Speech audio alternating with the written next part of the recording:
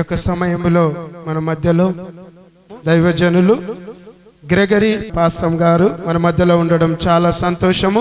ఈరోజు ఈ విధంగా వాక్యాన్ని అందించాలని ప్రభు పేరట మనవి చేస్తూ ఈ సమయాన్ని అయ్యగారికి ఇస్తూ ఉన్నాను.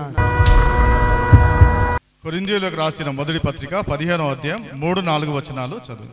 లేఖనముల ప్రకారము క్రీస్తు మన పాపముల నిమిత్తము మృతి పొందెను, సమాధి చేయబడెను, లేఖనముల ప్రకారము 3వ దినమున లేపబడెను. ఈ దినమును ఒక ప్రత్యేకమైన దినముగా మనం ఎంచుచున్నాం. ఈ దినము పునరుద్ధాన దినము కనుక మనమందరము కూడా సంతోషముతో ఉన్నాం, మనమందరము కూడా సమాధానముతో ఉన్నాం. ప్రతి ఒక్కరి జీవితంలో కూడా ఒక జన్మదినము, మరణ దినము ఉంటుంది. పుట్టినవాడు గిట్టగా మానడు. ఎవరైనా ఉన్నారు కదండి, ఈ ప్రపంచంలో ఎంత మంచివాడైనా, ఈ ప్రపంచంలో ఎంత మేధావి అయినా, ప్రతి ఒక్కరి జీవితంలో కూడా వారు ఎటువంటి వారైనా, ఎంత శక్తి సంపన్నులు ఉండని, ఎంత జ్ఞానవంతులు ఉండని, ఎంత గొప్ప కార్యాలు చేసిన వారు, ఎంత పేరు ప్రతిష్టలు ఉండని అండి, కానీ ప్రతి ఒక్కరి దినములో ఉన్నటువంటి ఈ 2 దినాలు తప్పక ఉంటాయి, జన్మదినము, మరణ దినము. కానీ చరిత్రలో ఉన్నటువంటి ఒకే ఒక వ్యక్తి జీవితంలో 3 దినాలు ఉంటున్నాయి. ఆ 3వది ప్రత్యేక దినం. ఆ దినమే పునరుద్ధాన దినం, అదే ప్రభువు దినం. కనుక మన యేసుక్రీస్తు ప్రభు వారి జీవితంలో జన్మదినము ఉన్నది, మరణ దినము ఉన్నది, అదే విధముగా పునరుద్ధాన దినము ఉన్నది. కనుక ఒక యేసుక్రీస్తు ప్రభు వారిలో ఉన్నటువంటి ఈ ప్రత్యేకతను బట్టే మనం సంఘముగా ఏర్పాటు చేయబడ్డాం, సంఘముగా కూడుకుంటూ ఉన్నాం, సంఘముగా అనేక కార్యక్రమాల్లో పాలు పొందు ఉంటున్నాం. ప్రపంచంలో ఏదైనా తెరవబడినటువంటి సమాధి ఉంది అనంటే అది యేసయ్య సమాధి. మన యొక్క విశ్వాసము ఆ సమాధి, ఎంటీ టోమ్ మన సమాధి కదా. మరి ఖాళీ చేయబడినటువంటి సమాధి మన జీవితాల్లో విలువను తేవడానికి ఆయన ఆ ఖాళీ చేయబడినటువంటి సమాధిని గెలిచి ఉన్నాడు కదండి. కనుక మనము యేసుక్రీస్తు ప్రభు వారికి కలిగినటువంటి మహిమకు కారణముగా ఇదేమిటో తెలుసుకుందామని ఎందరో ప్రయత్నం చేస్తూ ఉన్నారు. మేము కూడా ఆ విధంగా జరిగించవచ్చు, మహిమ పొందవచ్చు అని అనుకున్న వారు కూడా అనేక మంది ఉన్నారు కానీ వారు మానవులే, మానవ శక్తితో ఆ కార్యాన్ని చెయ్యాలనుకున్నారు. వారు అనుకున్నారు తాము చేసినటువంటి నీతి క్రియలు, తాము చేసినటువంటి మంచి పనులు, తాము చేసినటువంటి అద్భుతములు తమను రక్షిస్తాయని. కనుక కొందరు మరి యేసుక్రీస్తు ప్రభువారు మరణాన్ని జయించాడు అని చెప్పి తాము కూడా సజీవ సమాధి చేసుకున్న వారిగా కూడా అనేకులు ఉన్నారు కదా. కనుక ఈ పునరుద్ధానం యొక్క శక్తి ఏమిటో మనం తెలుసుకోవాలంటే, ఈ పునరుద్ధానం వల్ల కలిగినటువంటి మేలులేమో తెలుసుకోవాలంటే, మరి ముఖ్యముగా మనకి పాపము నుండి, మరణము నుండి, ధర్మశాస్త్రము నుండి కూడా విడుదల కలగజేస్తూ ఉంది ఈ యొక్క పునరుద్ధాన శక్తి. అంతేగాని మళ్ళీ తిరిగి జన్మించడము అని అనుకోవద్దు కదా. పునరుద్ధానము అనేది ఎవరైతే చనిపోయారో వారిని దేవుడు తిరిగి లేపుతాడు. దానికి ప్రథమ ఫలం ఎవరండి? మన యేసు క్రీస్తు ప్రభు వారే. ఆయన ప్రథమ ఫలముగా మృత్యుంజయుడయ్యాడు కాబట్టి, మృత్యువును గెలిచాడు కాబట్టి, ఓ మరణమా నీ విజయం ఎక్కడా, ఓ మరణమా నీ ముల్లెక్కడా అని మరణపు ముళ్ళును తుంచివేశాడు కాబట్టి ఈనాడు మనకు స్వేచ్ఛ, మనకు ఈరోజు సమాధానం, ఈరోజు మనకు శాంతి. మనము దేవుని యొద్దకు నేరుగా తండ్రి యొద్దకు బిడ్డలు వచ్చిన రీతిగా మనము కూడా వెళ్ళవచ్చు. అటువంటి కార్యమును యేసుక్రీస్తు ప్రభువారు ఆ సిలువలో, ఆ సమాధిలో, ఆ మరణాన్ని జయించడం ద్వారా, ఆ పునరుద్ధాన శక్తి ద్వారా జరిగించాడు. ఒకవేళ ఆయన మరణాన్ని జయించి ఉండవచ్చు, పునరుద్ధానుడై ఉండవచ్చు, మరణించి ఉండవచ్చు, కానీ ఆ సిలువ లేకుండా, సిలువ శ్రమలు లేకుండా ఆయన పునరుద్ధానుడైనా వ్యర్థమే. ఒకవేళ ఆయన ఎన్ని మంచి పనులు చేసినా, ఎన్ని నీతి కార్యాలు చేసినా, ఎంతమందికి బోధ చెప్పినా, ఎంతమందిని స్వస్థపరిచినా ఆయన మరణించి తిరిగి లేకపోవటం కూడా వ్యర్థమే. అప్పుడు మన విశ్వాసము చాలా భ్రష్టులమైపోతాం, అందరికంటే హీనులమైపోతాం. కానీ మన విశ్వాసం ఏమిటంటే ఆయన పునరుద్ధానుడై ఉన్నాడు అనే సత్యము మనం చెప్తూ ఉంటున్నాం. లూకా 24:5లో కూడా మనం చూసినట్లయితే, సజీవుడైన వానిని మీరు మృతులలో ఎందుకు వెతుకుచున్నారు అని దేవదూత స్త్రీలతో అన్నట్లుగా మనం చూస్తూ ఉన్నాం. కనుక మన దేవుడు ఎటువంటి వాడు అనేటటువంటి విశ్వాసము ముందు మనకు సరైన విధముగా అవగాహన ఉండాలి. ఏదో ఒక గొప్ప వ్యక్తినో, ఒక గొప్ప ప్రవక్తనో, అందరిలో కూడా మంచివాడనో నీవు సేవిస్తే లాభం లేదు. ఈయనలో ఒక ప్రత్యేకత ఉంది, ఎవరిలో లేనటువంటి ప్రత్యేకత ఉంది. ఆయన జన్మము మరి ఆయన యొక్క జీవితము అంతా కూడా పరిశుద్ధమే. చివరికి ఆయన మరణము కూడా పరిశుద్ధమే. ఆయన అందుకే పునరుద్ధానుడయ్యాడు, తిరిగి లేచాడు. అది ఎవరి వలన సాధ్యము కాదు, ఎవరి వలన అది అయ్యే పని కాదు. కనుక సజీవుడైనటువంటి దేవుణ్ణి మనము సేవిస్తున్నాము గనుక సజీవమైనటువంటి సంఘములో మనం ఉంటూ ఉన్నాం. దానికి నిదర్శనము కావాలా, దానికి ఏదైనా ప్రూఫ్ కావాలా మనకి?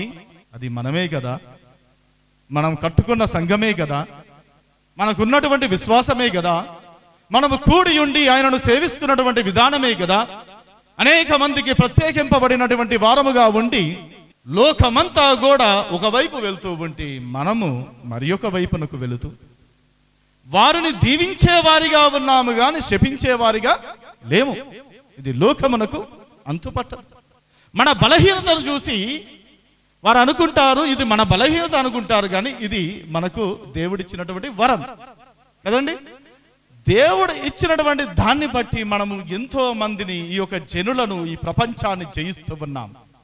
మన యేసు ప్రభువు యొక్క శక్తి కూడా అటువంటి శక్తి ఉన్నది. ఆయన ఎటువంటి శక్తిమంతుడు, ఎటువంటి గుణవంతుడు అని అనుకుంటే, ఆయన జీసస్ హ్యాడ్ నో సర్వెంట్స్, ఆయనకి ఎటువంటి దాసులు లేరంట, సేవకులు లేరంట. ఆయన కూడా ఆయన మాస్టర్ అని పిలువబడ్డాడు.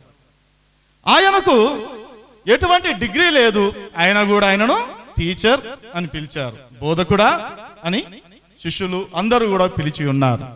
ఆయన ఎటువంటి వైద్యము చేయలేదు, ఎటువంటి మెడిసిన్స్ వాడలేదు, ఆయన కూడా ఆయనను హీలర్, పరమ వైద్యుడు అని అన్నారు చరిత్రలో కదా. ఆయనకి ఏ సైన్యము లేదు, కానీ రాజులు అతనికి భయపడిపోయారు.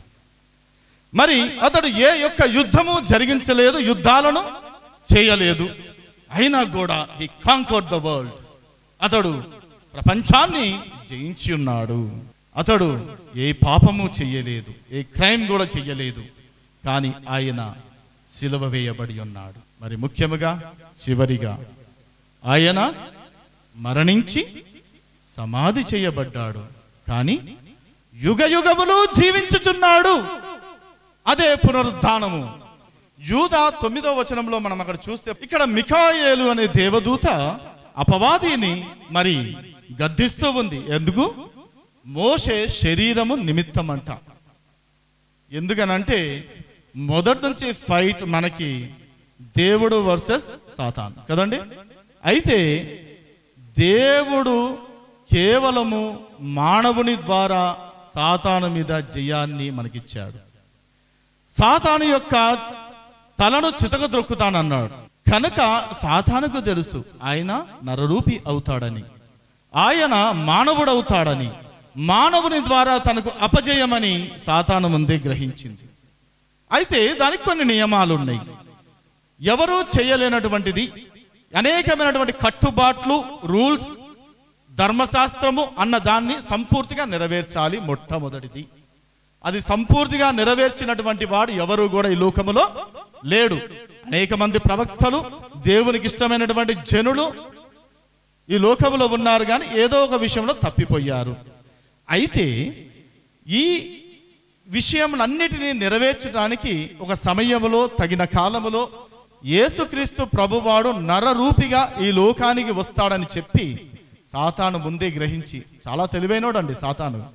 యేసుక్రీస్తు ప్రభువారు మరి మోషే అప్పుడు చనిపోయినప్పుడు అతని శరీరము నిమిత్తం, ఆ మృతమైనటువంటి శరీరం నిమిత్తము అపవాది అక్కడికి వెళ్ళి మోషే శరీరమును దొంగిలించే ప్రయత్నం చేసింది కానీ అప్పుడు మిఖాయేలు దేవదూత గద్దించాడు. అది యేసుక్రీస్తు ప్రభువారు సమాధిలో ఉన్నప్పుడు దగ్గరికి కూడా రాలేకపోయింది. ఎందుకనంటే దేవుడు గొప్ప దేవుడు, పవిత్రుడు, పరిశుద్ధుడు, చనిపోయిన పవిత్రంగా ఉన్నాడు.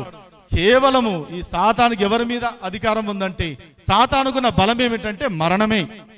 మరణము యొక్క బలము గలవారిని మరణము ద్వారా జయించడానికి ఈయన వచ్చాడు. కాబట్టి ఈయన చెంతకు రావటానికి, ఆ పరిశుద్ధుని యొద్దకు రావటానికి అప్పటికి యేసుక్రీస్తు ప్రభువారు ఎంతగా తనను తాను తగ్గించుకున్నాడు చూడండి.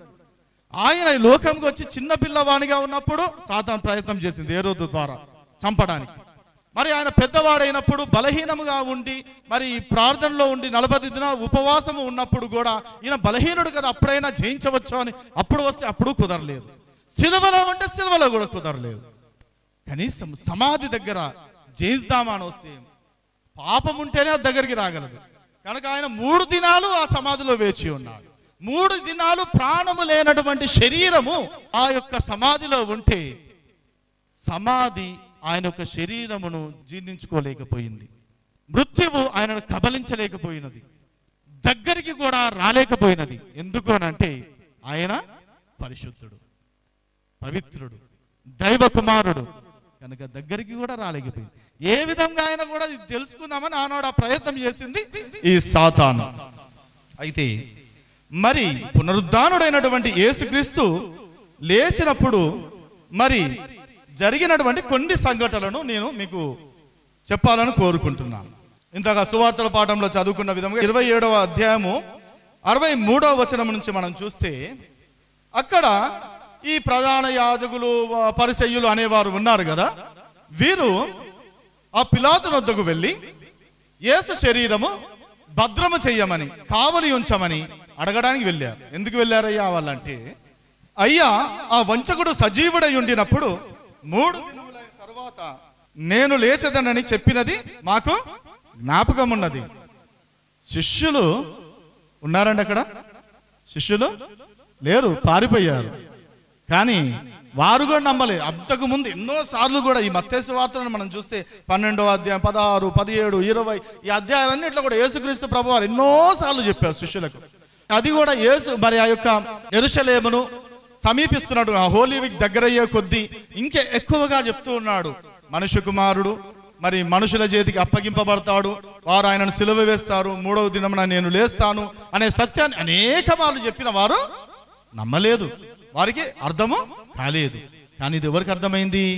ప్రధాన యాజకులకి, శాస్త్రులకు, పండితులు కదా వీరు, ధర్మశాస్త్రము ఔపోసన పట్టారు కదా, సమస్తమును కూడా తెలిసినటువంటి వారు కదా వీరు. కనుక వారికి తెలుసు. అయినా దేవుడు మానవుడైతే ఇంత బలహీనుడిగా కనబడితే తమ యొక్క అధికారము, ఆధిక్యత, ప్రాభవము పోతుందని చెప్పి దేవుడని తెలిసినప్పటికీ ఆయనను వ్యతిరేకించారు. దేవుడని తెలిసినప్పటికీ ఆయనను సిలువకు, మరణానికి అప్పగించారు. కానీ ఇక్కడ మనం చూసినట్లయితే వారు అంటూ ఉన్నారు, వీరు నమ్మారు, నమ్మంది శిష్యులే, నమ్మినది ఆయనను సిలువకు అప్పగించిన వారు. అందుకే వెళ్ళి పిలాతును అంటే మీరు చెయ్యాల్సిందేందో చెయ్యండి అయ్యా అని. అప్పుడు ఆయన ఏమంటున్నారు? అపవాదును పెడుతున్నారు, మన మీద ఒక బ్లేమ్ని పెట్టారు క్రైస్తవ జనుల మీద. ఏంటంటే వాని శిష్యులు వచ్చి వానిని ఎత్తుకొని పోయి ఆయనను మృతులలో నుండి లేచనని ప్రజలతో చెప్పుదురు, అప్పుడు మొదటి వంచన కంటే కడపటి వంచన మరి చెడ్డదై ఉండునని చెప్పాను. అప్పుడు పిలాతు అన్నాడు, మీరు చేయాల్సిందేందో చెయ్యండి అని. మరి ఇదే సత్యమైందంట. 28:15 ఈ మాట యూదులలో వ్యాపించి నేటి వరకు ప్రసిద్ధమైంది. శిష్యులు వచ్చి దొంగతనం చేసి ఆయన శరీరాన్ని తీసుకొని వెళ్ళిపోయారు. అసలు శిష్యుల దగ్గరికి రాలేదు. స్త్రీలు వెళ్ళి చెప్పినా వారు నమ్మలేదు. కానీ చరిత్రను మనం గమనించినప్పుడు ఆయనను హింసించినప్పుడు, పట్టుకున్నప్పుడు పారిపోయిన శిష్యులు, అనేక అద్భుతాలను, మహత్కార్యములను చూసినటువంటి శిష్యులు, ఆయనను పట్టుకున్నప్పుడు పారిపోయి అంత బలహీనులైన శిష్యులు ఆయన శరీరాన్ని వెతుకొని వెళ్తారా? సరే, వెతుకొని వెళ్తే వెళ్ళారు. మరి ఆయన సజీవుడు కాదు కదా, చనిపోయిన వాడు కదా, మరి వీరికి ఇంత ధైర్యం ఎట్లొచ్చింది? ఒక ఇస్కరియోతు యూదాను విడిచిపెట్టి మిగతా అందరూ కూడా తమ ప్రాణములను సహితము పెట్టడానికి, మార్టిర్స్గా అవ్వటానికి, హతసాక్షులుగా అవ్వటానికి ఈ పామరులైన వారు, ఈ పిరికితనము కలిగిన వారు, వీరికి ఎక్కడ నుంచి వచ్చింది ఈ ధైర్యం? ఎక్కడ నుంచి కలిగినది ఈ మార్పు? ఇది పునరుద్ధానపు శక్తి కాదా? సజీవుడైన దేవుణ్ణి వారు చూశారు గనక, దర్శనమిచ్చాడు గనక వారిలో ఆ మార్పు కలిగినది. మా దేవుడు సజీవుడు కాబట్టి మేము మమ్మల్ని రక్షించుకుంటాడు, ఆయన కొరకు మా ప్రాణము పెడతామని చెప్పి వారు ముందుకు వెళ్ళినట్లుగా మనం చూడగలం. అందుకే నేటి వరకు కూడా సంఘము నిలవబడి ఉన్నది. వారు సమాధిని భద్రము చేసి కావలి వారిని ఉంచి ముద్రను వేసి వెళ్ళారు. కానీ ఇవేవి కూడా ఆయన యొక్క పునరుద్ధానమును అడ్డుకోలేక పోయినాయి కదా. మరి వేకువనే మరి మగ్దలేనే మరియయు, మరి సూసన్నయు, ఇంకొంతమంది స్త్రీలను సుగంధ ద్రవ్యములను తీసుకొని వెళ్ళినట్టుగా మనం చూస్తాం. నిజానికి ఆయన అభిషేకించినప్పుడు సుగంధ ద్రవ్యములు అవసరమై ఉన్నవి కానీ ఇప్పుడు అవసరం లేదు. అప్పుడు ఆయన మరి చనిపోతాడు కాబట్టి అభిషేకింపవలసిన అవసరత ఉంది కానీ ఇప్పుడు సజీవుడైన వానిని, మృతుడు కాడు కదా, ఆయనను అభిషేకించాల్సిన, పరిమళ ద్రవ్యములు పూయవలసిన పని లేనే లేదు. కాబట్టి దీని అవసరం వారికి లేదు. కానీ అక్కడ వారు వెళ్తూ ఏమనుకున్నారంటే, అక్కడ ఒక పెద్ద రాయి ఉంది, ఆ రాయిని ఎవరు దొర్లిస్తారు అని. కానీ వారు వెళ్ళేసరికి ఆ రాయి దొరలింపబడుట చూశారు. ఆ రాయి ఎందుకు దొరలింపబడ్డది? అది యేసుక్రీస్తు ప్రభువారు పునరుద్ధానుడైనందుకు ఆయనను అడ్డగించుతుందని దేవుడు జరిపాడా? కానే కాదు. గాని యేసుక్రీస్తు ప్రభువారు పునరుద్ధానుడైనాక ఎటువంటి మహిమ కలిగిన దేహంతో ఉన్నాడంటే, ఆయన శిష్యులు భయపడి గదిలో ఉండగా, తలుపులు మూసుకొని ఉండగా ఆయన గదిలోనికి వచ్చాడు. అదే విధముగా ఆయన అదృశ్యుడు అయ్యాడు. కనుక ఆయనకు ఆ శక్తి, మహిమ కలిగిన శరీరము ఉంది. ఆ యొక్క సమాధి రాయిని ఎందుకు దొర్లించారంటే, మనము వెళ్ళి చూసి నమ్మటానికి ఆ రాయి దొరలింపబడినది. ఈనాడు కూడా యెరూషలేము వెళ్ళిన వారు ఎంటీ టోమ్ ని చూస్తారు కదండి. మనము ఆ యొక్క తెరవబడినటువంటి సమాధిని బట్టి అతిశయిస్తూ ఉన్నాం. కనుక రాయి పొర్లించబడ్డది మనము వెళ్ళి చూసి నమ్మటానికి. మరి ఒక విషయం మనం ఇక్కడ గమనించినట్లయితే 28, 6, 7 మొదటి వరకు చదువు. రండి, ప్రభువు పండుకొనిన స్థలము చూచి త్వరగా వెళ్ళి ఆయన మృతులలో నుండి లేచి ఉన్నాడని సాటించండి, చెప్పండి కదా. ఆయన సజీవుడా, మృతుడా తెలుసుకుందాం, విశ్వసిద్దాం, అనుభవపూర్వకంగా తెలుసుకున్న వారమై ప్రకటిద్దాం. వెళ్ళాలి, ప్రకటించాలి. ఇది స్త్రీలకు ఇచ్చినటువంటి ఆధిక్యత ప్రభువు. మొట్టమొదట సువార్తను ప్రకటించినది ఎవరంటే స్త్రీయే. ఎందుకు అనంటే ఆనాటి కాలంలో స్త్రీల యొక్క సాక్ష్యం చెల్లుబాటు కాదు, వారికి విలువనిచ్చేవారు గారు. స్త్రీలకు ఉండనే ఉంది ఒక పెద్ద అపవాదు. ఏంటంటే మొట్టమొదటి పాపం చేసింది, అపవాదు మాట వింది ఎవరు? స్త్రీయే.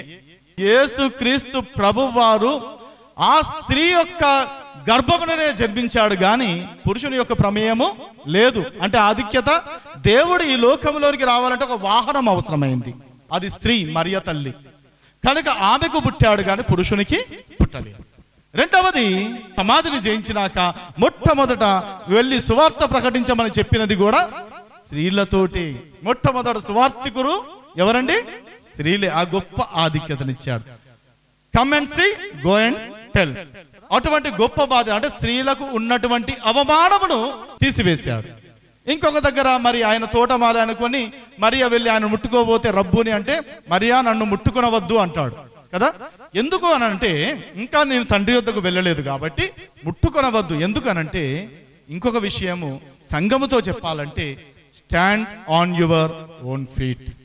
ఇంకా నా మీద డిపెండ్ కాకండి. ఇంకా నేను ఇక్కడ సజీవునిగా మీ మధ్య ఉండాల్సిన అవసరము లేదు.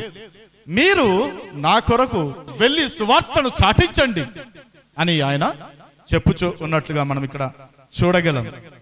కనుక మరి ఆ లూకాసు వార్తలో కూడా చూసినట్లయితే అక్కడ సజీవుడైన వారిని మీరెందుకు మృతులలో వెదకుచున్నారు అని చెప్పినట్లుగా కూడా మనం అక్కడ చూడగలం. అది ఎమ్మాయు మార్గస్థులకు కూడా ఆ దినముననే కనబడి వారితో మాట్లాడుచున్నప్పుడు వారి యొక్క హృదయము మండుచున్నట్టుగా లేదా? ఈనాడు పునరుద్ధానుడైనటువంటి యేసుక్రీస్తును నిజముగా కలిగి ఉన్న మనము, నిజముగా తెలుసుకున్న మనము, నిజముగా నమ్మినటువంటి మనము, ఆయన యొక్క సువార్త, ఆయన యొక్క వాక్యము, ఆయన యొక్క మాట మన జీవితంలో ఏ విధంగా ఉంది? మండుచూ ఉన్నదా? నిద్రపోతూ ఉందా? తట్టి లేపుచున్నదా? నిన్ను ప్రకటించమని కోరుచున్నదా? లేకుంటే నిన్ను జోగొడుతూ ఉన్నదో జ్ఞాపకం చేసుకోవాలి. కనుక ఎప్పుడైతే కూడా ఆ శిష్యుల కన్నులు తెరవబడ్డాయో, మన యొక్క కన్నులు కూడా తెరవబడి యేసుక్రీస్తు ప్రభువాన్ని మరి ఆ యొక్క పునరుద్ధానము గురించి మనం ప్రకటించాలి అని ఆయన కోరుకుంటూ ఉన్నాడు. 46లో చూస్తే, క్రీస్తు శ్రమపడి 3వ దినమున మృతులలో నుండి లేచుననియు అనే మాటను మనము సంఘముగా విశ్వసిస్తున్నామా లేదా అనేది కూడా మనం చూసుకోవాలి.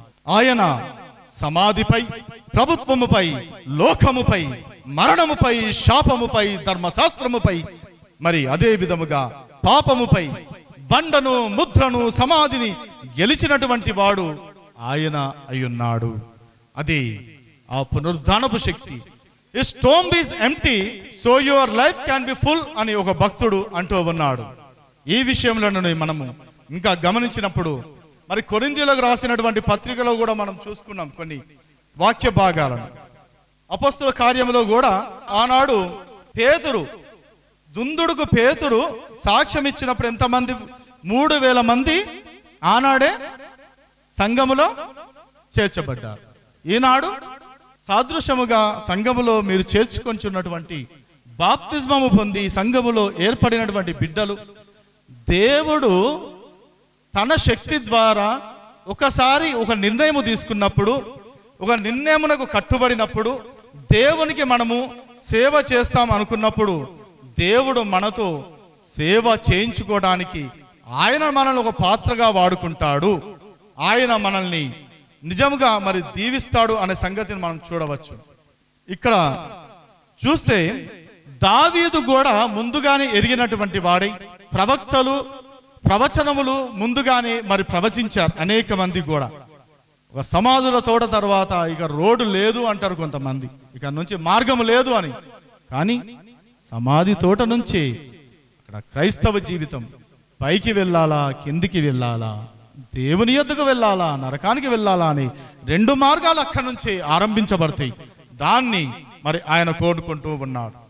కానీ పునరుద్ధానమునకు సాక్ష్యము, రుజువులు అని అడిగితే, సజీవులముగా ఉన్నటువంటి మనము, ఇంత గొప్ప సాక్షి సమూహము మేఘము వలె మనలను కమ్మియుండగా అని హెబ్రీయులకు రాసిన పత్రిక 12వ అధ్యాయం ఇక్కడ చెప్పిన విధముగానే మనమందరము ఇంతగా నమ్ముచు, ఇంతగా శ్రమపడుచు, దేవుడు చెప్పినటువంటి నియమాలను పాటిస్తూ ఈ విధముగా ఎందుకు జీవిస్తూ ఉన్నామంటే దానికి కారణం ఆయన పునరుద్ధానుడయ్యాడని, ఆయన లేచాడు కాబట్టి నిన్ను నన్ను లేపడానికి శక్తిమంతుడని మనము చూస్తాం. వీరికి వారైనటువంటి శిష్యుల్లో కలిగిన మార్పు, అంతవరకు కూడా విశ్రాంతి దినముగా సబ్బాతు దినమును ఆచరించేటటువంటి దినమును, ఆ శనివారపు దినమును ఆయన యొక్క ప్రభువు దినం, ప్రకటన గ్రంథం 1వ అధ్యాయము 10వ వచనంలో చూస్తే ఈ దినమును ప్రభువు దినం అని చెప్పబడుతూ ఉంది. అది పునరుద్ధాన దినం. ఆ సబ్బాతు దినం పోయి ఈ పునరుద్ధాన దినం మన జీవితానికి దేవుని స్తుతించే వారముగా, సంఘముగా కూడుకునేటటువంటి వారముగా, సంఘ ఆరాధనలో పాల్గొనే వారిగా చేస్తూ ఉన్నది. ఇంకొక నిదర్శనం కావాలంటే, సజీవుల పక్షమున మృతులైన వారి యొద్దకు వెళ్ళుదుమా? సజీవుల యొద్దకే వెళ్ళాలి కదా. 1 సమూయేలు గ్రంథం 28వ అధ్యాయంలో చూస్తే అక్కడ మనకు ఒక ఉదాహరణ కనబడుతుంది. సౌలు అనే రాజు ఉన్నాడు. ఆయన చనిపోయినటువంటి సమూయేలు లేపాలని ఒక మంత్రగత దగ్గరికి వెళ్ళాడు. చనిపోయిన వారి నుంచి ఏ ప్రయోజనము లేదు. చనిపోయిన వాడు బ్రతికున్నప్పుడే మనము వారు మంచిగా చూసుకోవటమో, వారితో మనము సఖ్యతగా ఉండటమో చెయ్యాలి. కానీ మృతులైనటువంటి వారిని మళ్ళీ రక్షించుకోజాలం. అదే ఒకవేళ ప్రయత్నం చేసినా అది మన కీడుకే కానీ మంచికి కాదు. దానికి ఉదాహరణే ఈ సౌలు. కథ. ఎందుకనంటే సమూయేలు ప్రవక్త నాకేదో మేలు చేస్తాడు, దేవుడు నాతో మాట్లాడట్లేదు అని చెప్పి మంత్రగత్తె ద్వారా సౌలు ఆత్మను పిలిచినప్పుడు మరి అప్పుడు సమూయేలు ఏమన్నాడు?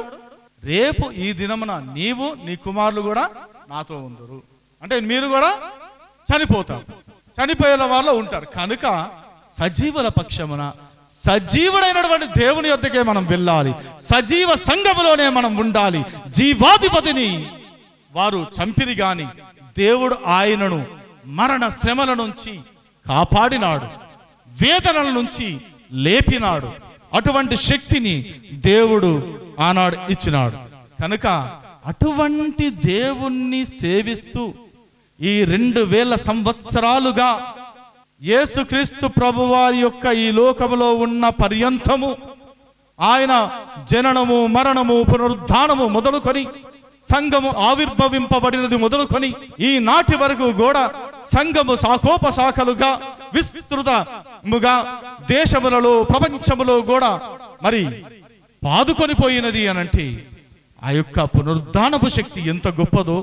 ఆ విశ్వసించిన వారు తమ ప్రభువును చూస్తూ స్తెఫను వలె తమ ప్రాణమును విడిచిపెట్టినటువంటి వారు, తమకు అన్యాయము చేసిన వారిని, తమకు ప్రాణహాని చేసిన వారిని, తమ కుటుంబాలకు కూడా క్షమించమని కోరినటువంటి సంఘం ప్రభువు నిమిత్తం ఇంతగా ఎందుకు హింసింపబడుతూ ఉందంటే ఆ పునరుద్ధానుడైనటువంటి యేసుక్రీస్తును సజీవముగా చూశారు కాబట్టి, వారు నమ్మారు కాబట్టి, వారు విశ్వసించారు కాబట్టి, వారు ఈ కార్యమును చేస్తున్నారు కాబట్టి 2000 సంవత్సరాలుగా నిరంతరముగా ఈ సంఘము ఎదుగుతూనే ఉంది, బలము పొందుతూనే ఉంది, వృద్ధి పొందుతూనే ఉంది.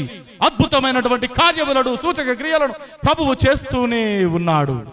నిదర్శనముగా ఈ సంఘమునకు తాను తోడుగా ఉన్నాడని తన బాహువునిచ్చాడు, తన చేయునిచ్చాడు. అనేకమైనటువంటి కార్యాల ద్వారా మనకు అనేకమైనటువంటి మరి వీటిని చూపిస్తూ ఉన్నాడు. కనుక కొరింథీయులకు రాసినటువంటి పత్రికలో కూడా మనం చూసినట్లయితే 55, 56 వచనాలు, విజయమందు మరణము మృంగి వేయబడెను. కనుక ఇక్కడ మానవుల కొరకు మానవుడైనటువంటి దేవుడే వచ్చాడు. మరణానికి ఉన్నటువంటి బలము మొట్టమొదట పాపము, పాపముకు ఉన్నటువంటి బలము ధర్మశాస్త్రము, ధర్మశాస్త్రము పాపం వలన కలిగేటటువంటి జీతము మరణము. ఈ మూడిటిని కూడా యేసు ప్రభువు జయించాడు. ఈ పునరుద్ధాన దినం మహిమ కలిగిన దినం, ఎంతో గొప్ప మరి శుభ సందేశమును అందించడానికి దేవుడి గొప్ప భాగ్యం నాకు అనుగ్రహించాడు. ప్రార్థించుకుందాం. మహోన్నతుడా, నిత్య నివాసి, యుగ యుగములు జీవించు మా దేవా, ఆత్మస్వరూపి మా దేవా, నీవు దైవ కుమారుడవై ఉండి మా కొరకు మరణించి మరణాన్ని జయించిన దేవుడవై ఉన్నావు. పునరుద్ధానము కలిగినటువంటి దేవుడవై ఉన్నావు. ప్రభువా, మిమ్మల్ని స్తుతిస్తూ ఆరాధిస్తూ మీ యందు ప్రభా విశ్వాసం ఉంచినటువంటి సంఘమును, మరి ముఖ్యంగా ఎంబీ ఇమాన్యుయల్ చర్చ్ ఈ సంఘాన్ని ఎంతగానో ప్రేమించి ప్రభా ఇక్కడ మీరు చేస్తున్నటువంటి అద్భుత క్రియలను, కార్యములను బట్టి కూడా మిమ్మల్ని స్తుతిస్తూ ఉన్నాం. ఇక ప్రభువా, విజయమునందినటువంటి యేసుక్రీస్తును, మరణాన్ని జయించినటువంటి యేసుక్రీస్తును మరి కలిగిన వారమై, పునరుద్ధాన శక్తి కలిగిన యేసుక్రీస్తు ప్రభువాన్ని కలిగిన వారమై జీవించుటకు సహాయమును దయచేయమని, మనస వాచ కర్మణ మేము జీవించుటకు సహాయం అనుగ్రహించమని నజరేయుడైన యేసుక్రీస్తు నామమున ప్రార్థన చేయుచున్నాం పరమ తండ్రి. ఆమేన్.